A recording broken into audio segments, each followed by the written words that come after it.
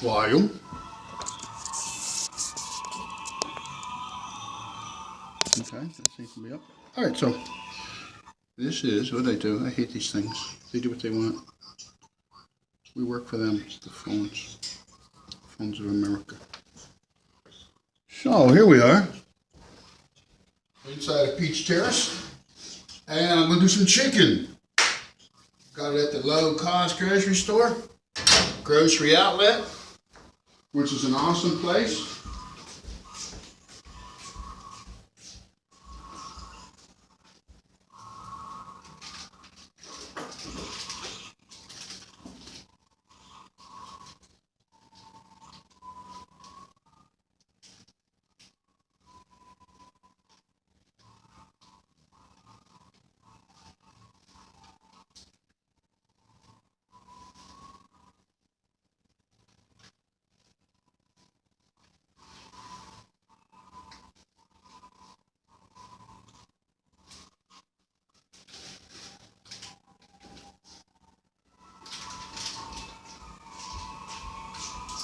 So tonight I'm going to make chicken fuego. Fuego is Spanish for hot, and I like to use a lot of spices. So my very nice friend, Miss Debbie Betty, or Betty Debbie, I forget, because I got Alzheimer's diseases.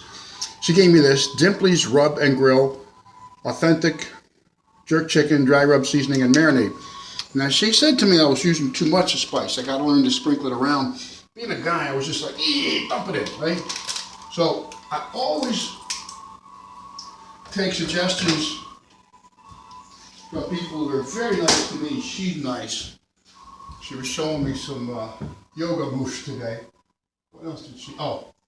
So recently what happened, is I do believe, like, I go to this place, the Mechanicsburg place, and she gave me this buffalo potato. She took a menu, a place menu, write that down. And I was like, yes. All right, we're up to 390 degrees here. I was like, yes, it's very nice that you gave me a recipe. I'm going to use it. Because I think that, people take time to talk to you. And there's, cooking involved. And there's, you're getting to know people. It's nothing, other than we're all the same age group. We're having a great time together. I go there, I sing 2 times a week, 1 time more than the other. Have lunch with a bunch of people in my age group. And so she gave me this. She gave me that menu and then this. So I'm going to do what she said. I'm not going to have it too spicy. I have a little bit of asthma. Excuse me. So when I make my videos, if I feel the asthma kicking in, I open my kitchen door. Get the Appalachian Trail, fresh air in here.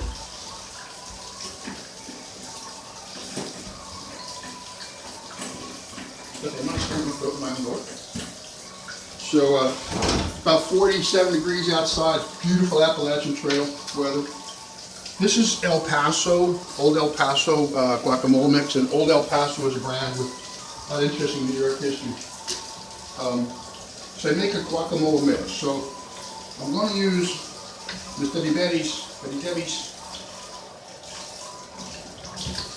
rub on this. Okay, now I've heard of the jerk chicken rub. I've eaten a few. I used to eat the Jamaican beef patties down in Easton at Antonio's Pizza Parlor. God rest Antonio. He died like 7 or 8 years ago. I remember. Yeah, I know when it was. It was 9 years ago because Jimmy was living above there. And then Pasquale, his son, took over. So, and I am trying these days to get the camera in here, okay? So what I like to do is, I'm going to use her stuff around the edge, okay? I'm going to rub the chicken with it, but first I'm going to rub a little bit of this guacamole on it, okay? Not too much, because this is a hot spice. It's from Old El Paso. So somehow I think, if you're doing jerk chicken, which is a spicy thing, the Jamaican stuff that I had, okay?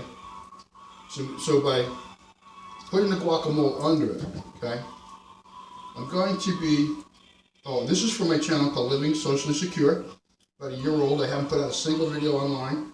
I'm going to pop up about 90 to 100 all by Turkey Day, okay? So now, That's going to hold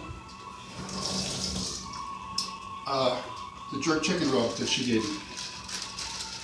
And my Living Social Secure channel, what I do is I try to come up with different menus. You can't eat the same thing every night, it gets boring. Okay? So, I got some potatoes and some beans that I was using. I've got some very nice cold stewed tomatoes. The old El Paso guacamole mix.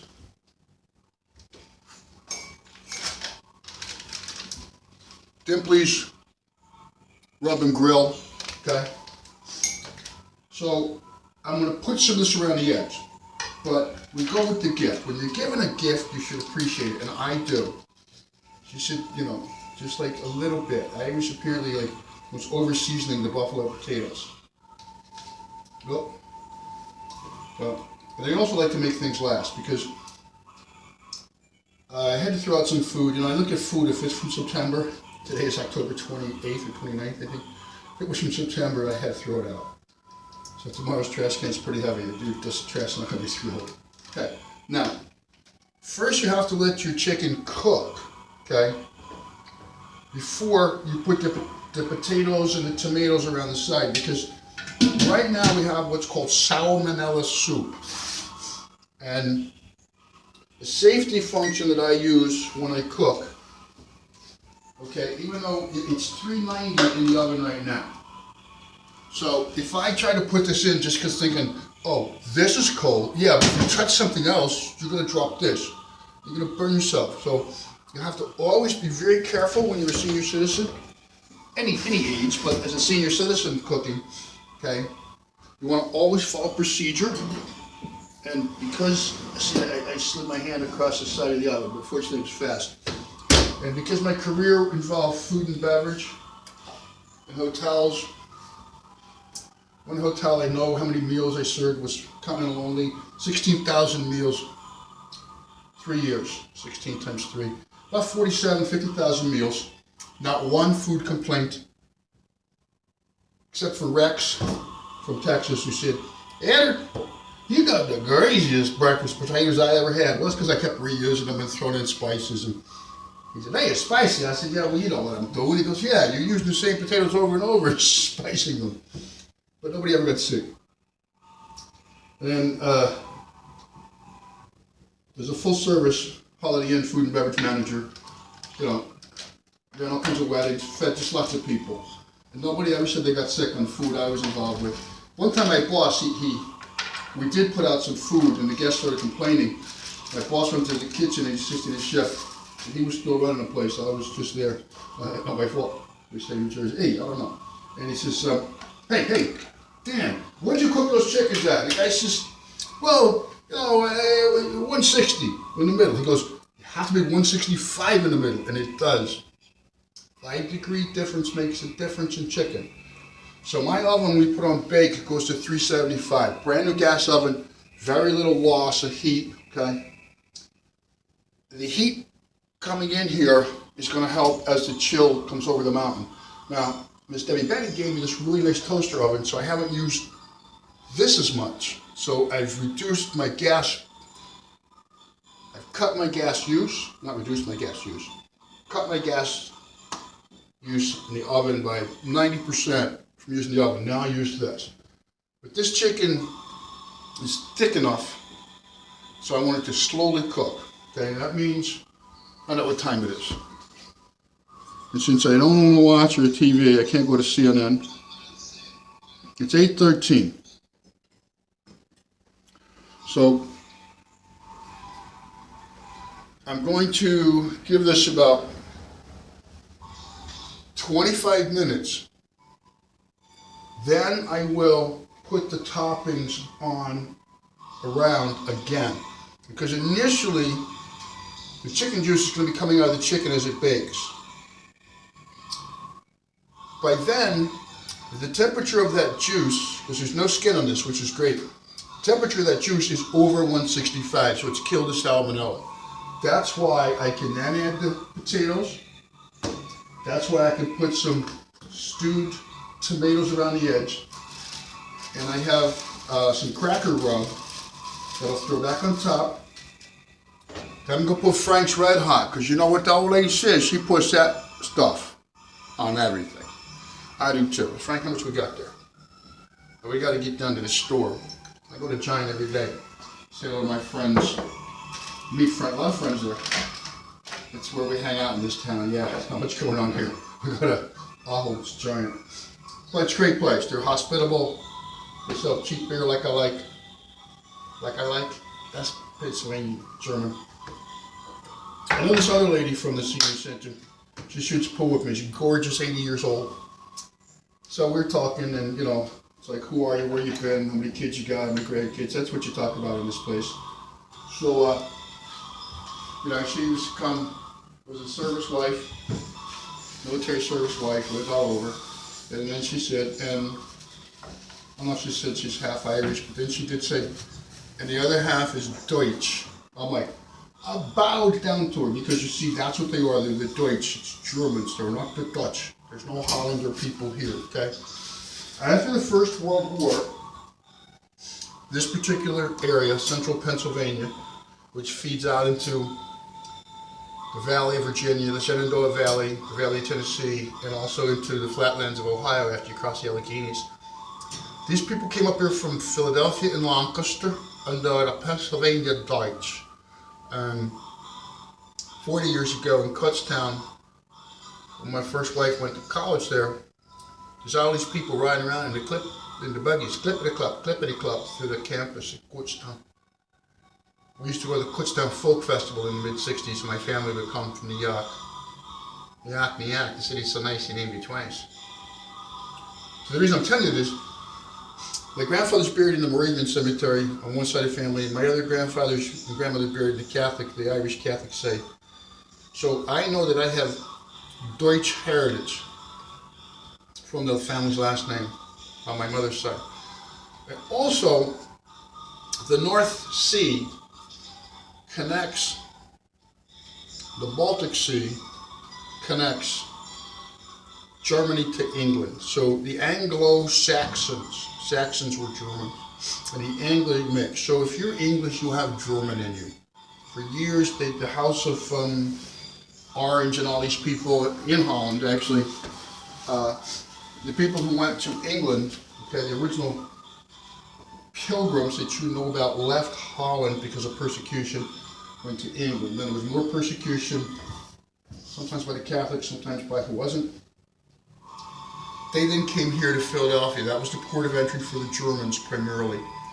The Dutch, they did colonize Manhattan and New Jersey. That's why there's a lot of Dutch names, you know, Kilvan Kull, which means the sea.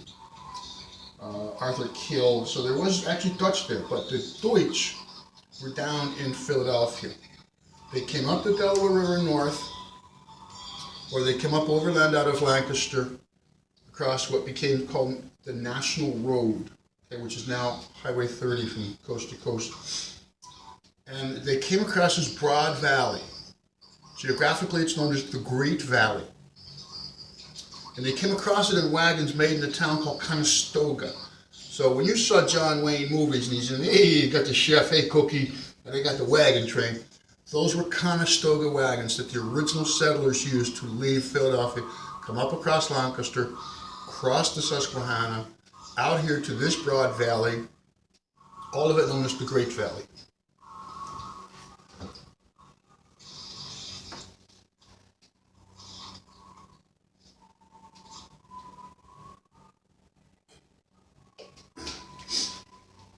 So, hope to ride my bicycle soon. I've been off my bike for 2.5 months involuntarily. I hurt myself. My doctor said, you're an old SUV now, dude. Take care of that old SUV. So, I gave up cycling second week of, maybe first week of August. Rode 1 or 2 times. Put it on camera, of course, like I do on my YouTube channel. So my YouTube channel for cycling is One Bicycle Eddie. 700 plus videos, over 8 years old. And this goes on my channel called Tom Z Cruise Joad More will be explained later, living socially secure. It's about when you get on a fixed income, you have to have control of your costs. So you got the low cost chicken,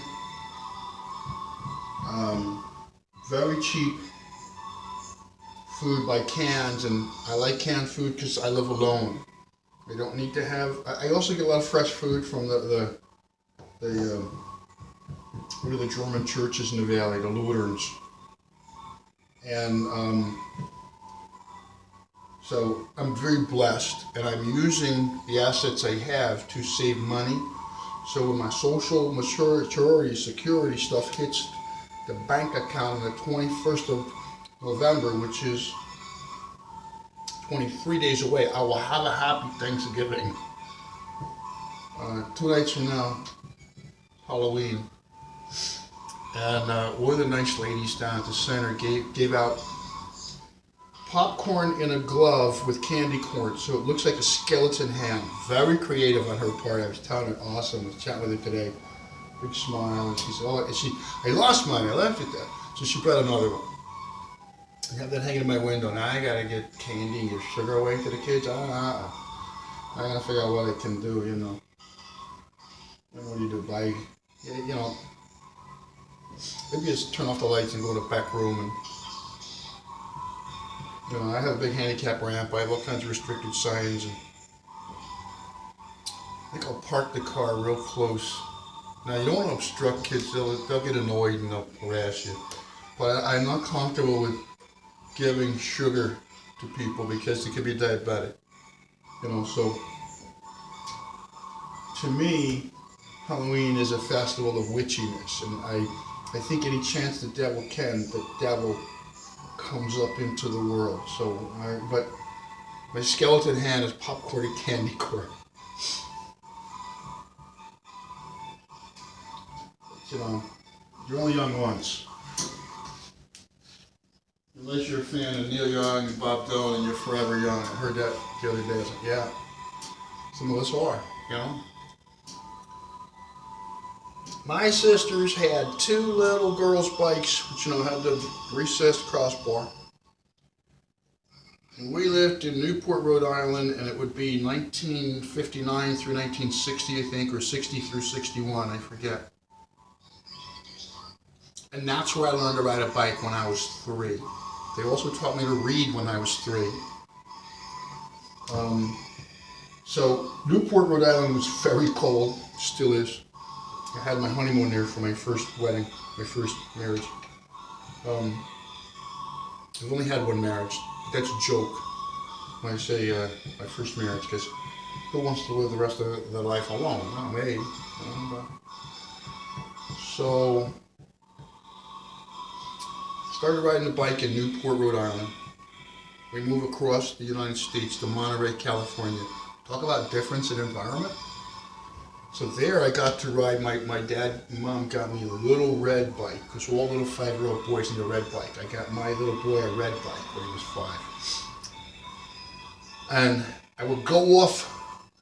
My mother had 6 kids. She didn't know where we were. She was tired of the 6 kids.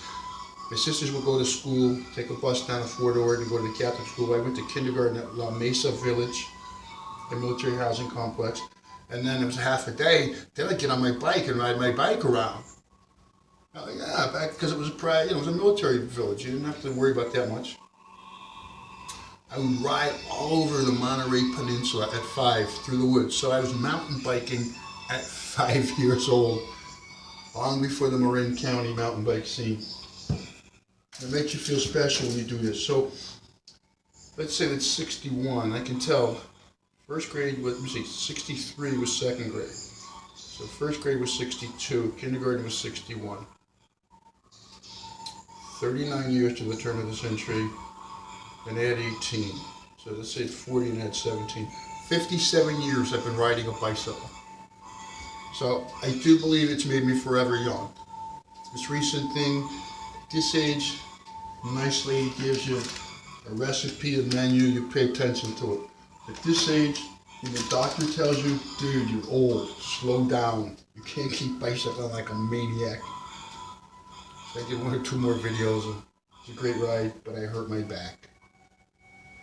And now, after almost 2.5 months, actually my last ride, I was looking at it on YouTube last night. My last ride, I had to find a step 3 feet high to mount the bike. The issue now is going to be, just going to ride locally most of the time, lower my seat, take my big basket off, and just get on the bike easier. I have cinder blocks outside, so I'll have a step to get on the bike. That's the adjustment you make for Social Security, is you want to be active so you stay healthy. I did my stunt where I stand on one leg. I showed this to Miss Debbie Betty. She ran rings around me. She said, yeah, watch this. She did all kinds of yogi, aerobic poses, you know, and she's 3 years older than me. But she's in excellent shape. She's a horsewoman, rides horses and stuff.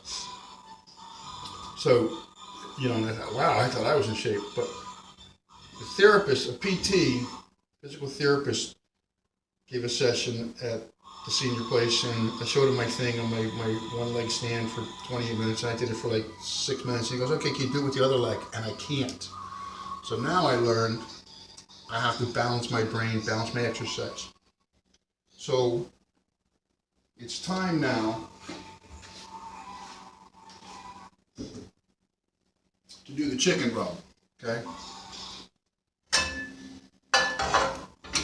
So I have to use my space well. The light is on. Concentrate. Hot pan. Deliberate actions when you cook. Think it through, don't drink. Oh, they're looking good. Oh, that's one good salmon name. What we say around here. So you can see that's looking awesome already. Okay, that was from the spices. That Miss Debbie gave me. That's a joke. I told her. To protect everybody's privacy, I don't use real names. Now, okay, what I want is the rest of the chicken juice and chicken flavor, okay, to soak into the potato and bean mix here that I have. Okay, now what I do is I'm using up food according to age. Okay, so holding this with one hand, I'm going to bring this stuff up to the edge of the chicken.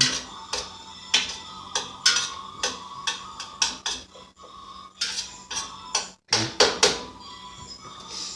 And now, I don't want to splash down, just pour it down, because then it's not really cooking. That's, you can go to Burger King or Taco Bell and they'll do that. Your food should look appetizing. Your nose is the first indicator of quality food. Your eyes are the second. And now, a little more guac on the potatoes and the beans. Okay? And I know that this will taste good because it's all good ingredients. So I made this paste. I put about 4 packs of guacamole together with my favorite margarine. I'm going to put that on here, okay? Don't lick your fingers. They'll fire in the kitchen instantly. The holiday ender. Keep it comfortable too.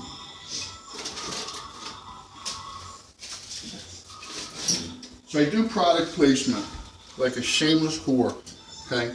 I tried Imperial, it's no good. Blue Bonnet, there's a reason why people protect their brands, okay? This is part of the guacamole mix. Now,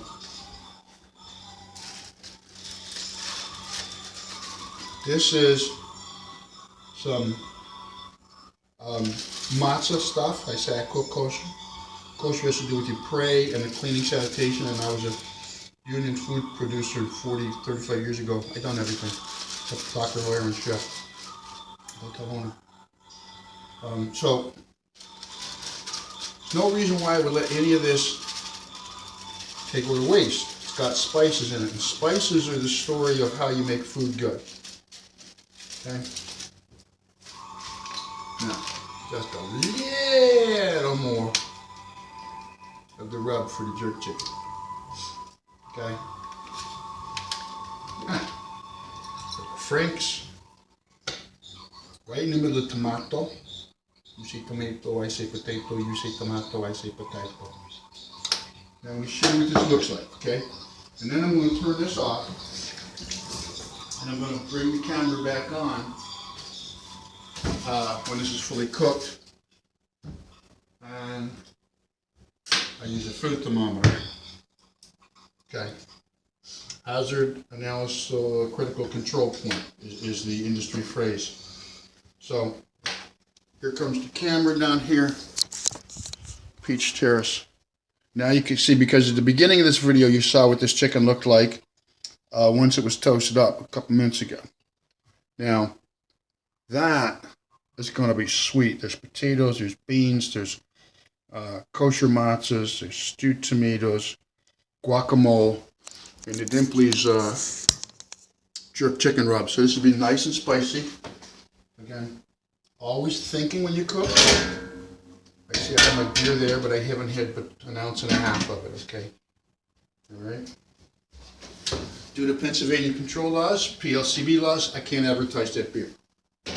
So you'll never see me tell you the beer. I might tell you the beer, but I won't show it on camera. I don't want to get a fine. So now, that's part one. I'm doing a lot of my videos this fall in part 1, 2, and 3. Nobody needs to watch my stove cook.